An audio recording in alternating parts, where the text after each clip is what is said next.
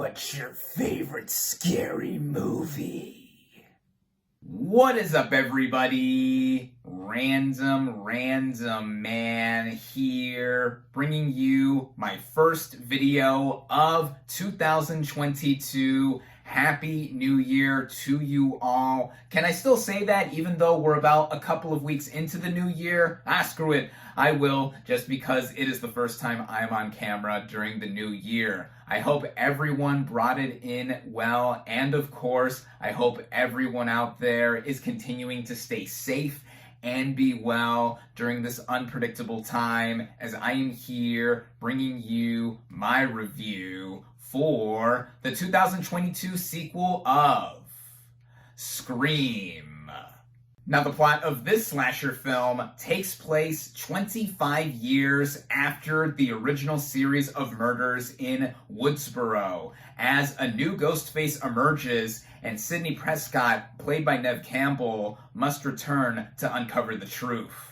Going into this movie, I was actually quite intrigued to see it, and this is coming from somebody who is mainly averse to watching horror films. As I've said time and time again before, it is my least favorite genre of film, but with the Scream franchise, this is something that I've actually been a fan of. To get into my thoughts on the series overall briefly, I really enjoyed the first Scream film that is now just over 25 years old, and I actually watched it for the first time during my first semester of college over 6 years ago, and I wrote a movie review for it. Got an A, by the way. Even though I don't have physical proof of that, I did get an A. And yeah, I think that it's one of those horror films that not only is famous for bringing up the meta commentary of the genre, but also in its own right is such a fun slasher film.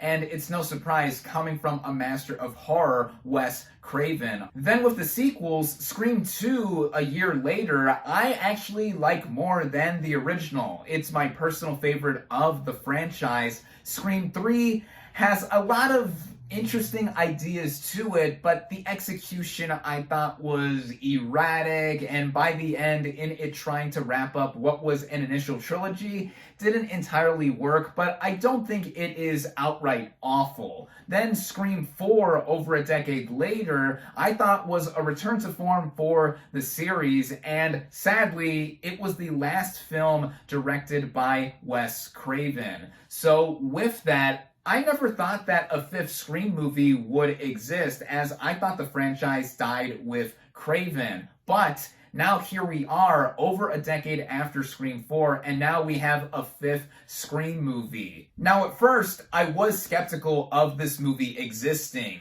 Long-running horror film franchises don't exactly have the best track record, but I thought Scream was mostly consistent in terms of quality, and I would even consider it to be one of my favorites of those long-running horror film franchises. And now, with new blood in the mix, no pun intended, behind the camera, it did have me a little bit trepidatious of it. But I found out that the team behind the film Ready or Not were going to be involved with this movie, and I was optimistic, as I really enjoyed this film from 2019. On top of that, seeing the original trio return for this sequel gave me some solace and some more intrigue, and the fresh faces that were assembled for this project and me wanting to see how they would carry on the tradition of the series did have me on board. Luckily for me, I was able to head out and see this thing at the first public screening in theaters where it is only currently available. And that was also how I got this exclusive poster from my local theater chain. Shout out to Classic Cinemas for always having cool stuff like this to give out. Starting out with the cast and their performances, I'm actually going to begin by talking about the new blood introduced within this sequel. We have Melissa Barrera as Sam Carpenter, who is our central female lead, and for lack of a better term or definition, our new Sidney Prescott. I already loved her in last year's In the Heights, and if this film didn't already cement her as movie star type material, then this film will. her character has a dark secret within her that looms over the narrative and is directly connected to the events of the original film. That detail I did see coming before it was fully revealed in the narrative, but it nonetheless made the characterization of Carpenter reminiscent of Sidney Prescott while also being forged into her own by Barrera and her performance here. It is also amplified by the relationship that she has with her sister Tara, played by Jenna Ortega, and she is another standout performer in this film. She is introduced within the film's opening sequence, and wow, I was blown away by how committed Ortega was to the material presented here and working with it to the fullest extent, and seeing the relationship she has between herself and Barrera as sisters within the movie just made for the heart of the film that I was quite stunned to see a movie like this have. And then the original trio here. Neve Campbell as Sidney Prescott. What can I say about her that hasn't been said within the franchise's past and even with this film? She is great. This is her signature role. She's also probably my personal favorite scream queen of all of these long-running horror film franchises. And it's mainly because she is a proactive character. She gets stuff done. She doesn't sit on the side and take it. She really wants to fight back at whoever is Ghostface. Though I do have to say that this time around, her screen presence is more limited, but it's always a delight to see Campbell in this role. Same with David Arquette as Dewey Riley. He's actually my personal favorite character of the franchise, and I loved seeing his progression across the whole series. And here, I think that he is just straight up fantastic, even with his own limited screen time too. We literally have seen how much this franchise has kicked himself to the ground. He is still walking around with that limp. He's been stabbed so many times by this point, and yet still he is somebody who is one that you can root for. And that is also applicable to Courtney Cox as Gail Weathers, the last member of the trio,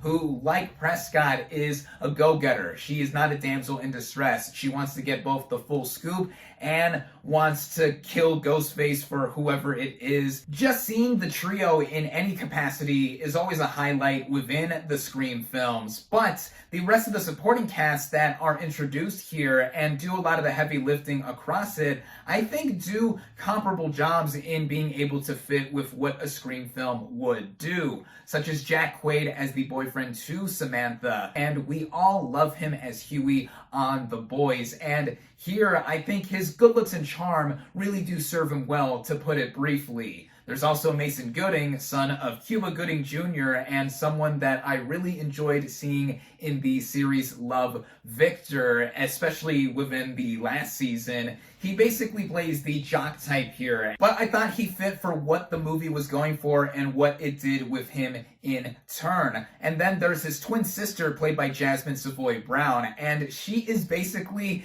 the Randy of this film. For those of you that don't know, Randy, played by Jamie Kennedy in a few of the other movies, was the film expert / horror geek of this series who explains what it takes to survive a horror movie, all of the rules, the do's and don'ts, and coincidentally, her character and Gooding's character are the niece and nephew, respectively, of Randy, which only makes sense to see how Brown's character really is carrying on the family tradition in that sense. And I thought that she was a nice addition for that as well. There's also Dylan Minnette, who plays the son of the current sheriff of Woodsboro, who was introduced in the last film. There are other appearances by other recognizable faces from the other movies. And yeah, there's basically other people to mention here and there as well. But for now, I will say that with the cast and their performances, I think everyone here does a mostly good job. The writing of this film was surprisingly not done by series creator Kevin Williamson, who also previously penned the screenplays for the first, second,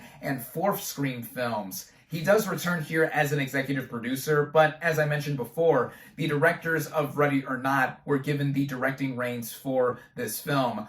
They are Matt Benelli-Oplin and Tyler Gillette, and their team are collectively known as Radio Silence. I think that what they have done here is make it feel a lot like what was done before, right from the opening scene, as I mentioned, with Jenna Ortega, playing out in a way that one would expect, but also not expect at the same time, as this series is famous for subverting itself time and time again with its meta-commentary, both inside horror with how the addressing of elevated or art house horror is mentioned with different tastes within the genre, and then outside of horror with how requels are rampant nowadays in Hollywood, to where new installments of a long-running franchise are done and retcon or not address previous continuity and continue on with some sort of connection to the original. It is also how this movie cleverly addresses how it is called just Scream and not Scream 5. The other sequels were all numbered, so I was thinking that to myself as well, like, why not call this movie Scream 5? Or, in the style of the previous movie, it had a missed opportunity to be called 5 Cream, with the S being the 5. But yeah, that's what a lot of this movie does in being so reminiscent of the other movies and doing it well in keeping up the formula and updating it for today. It also effectively does it in having a lot more of the violence and blood that we have come to expect with slasher films like this one, as it also works mainly as a horror movie too. There are a lot of tropes of today that are put in here, and inadvertently, movies that are very self-aware or meta like this one do fall into those trappings. But with this movie, there are a lot of jump scares or fake out moments here. While I'm on a similar topic of stuff that I wasn't so big on with this film, I would say that the tone was surprisingly sinister even for a Scream movie. Horror usually tends to be that way, but what was so different and unique about Scream was that it toed the line in balancing being a whodunit, being a comedy, being meta, being a slasher film, doing all these things together. And with this film, in having the stakes being as high as they are, naturally given that it's the umpteenth time that Woodsboro has experienced Ghostface slashings, it felt like this movie didn't have as much of a handle of what it was doing in its feel. It was not without jokes or moments of lightness like the other movies do have, but I would say that tonally, it's very distinct in that way, and it also comes as an effect of Wes Craven no longer being with us and not having helmed this movie. But I would say that in watching a Scream movie, in fact, I went through all 4 of them leading up to this 5th film, one has to know what to expect going into them. And I would say that all the hallmarks of those kind of films are present here, with what I've already mentioned before in it being so self-referential, the violence. Yeah, this film is more bloody than the other ones. Also, I can't believe I haven't mentioned him up until this point, but Roger L. Jackson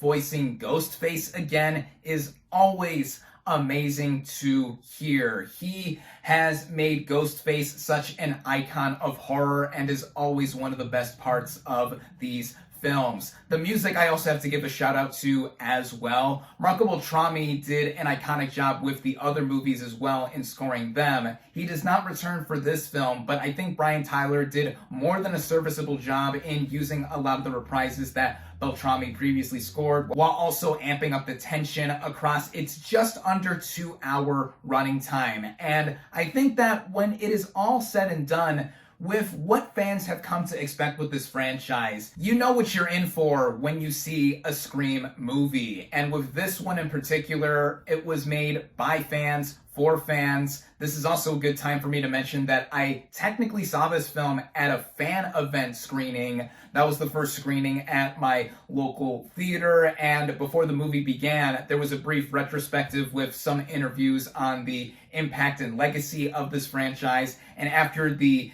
end credits were completely done, a live Q&A with the 2 directors and David Arquette was done, and that was cool to see, with them reflecting on what had just happened within the movie, and also more of the franchise's impact and legacy.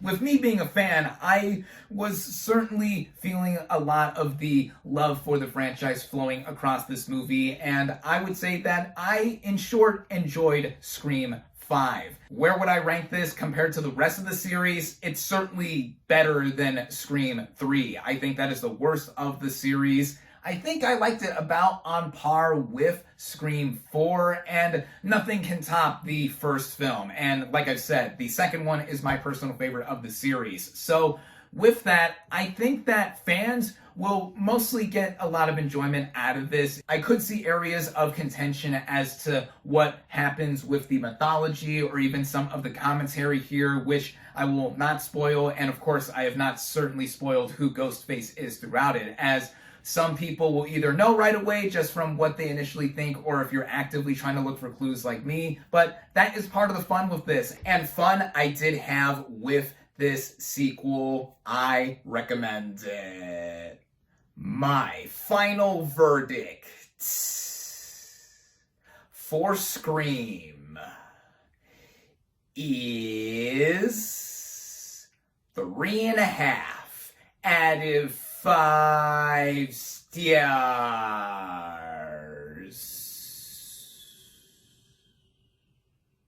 Thank you all, as always, for watching. Be sure to like this video, comment on what you thought of Scream, social media links in the description, subscribe to my channel for more, and I'll catch you on the next movie review.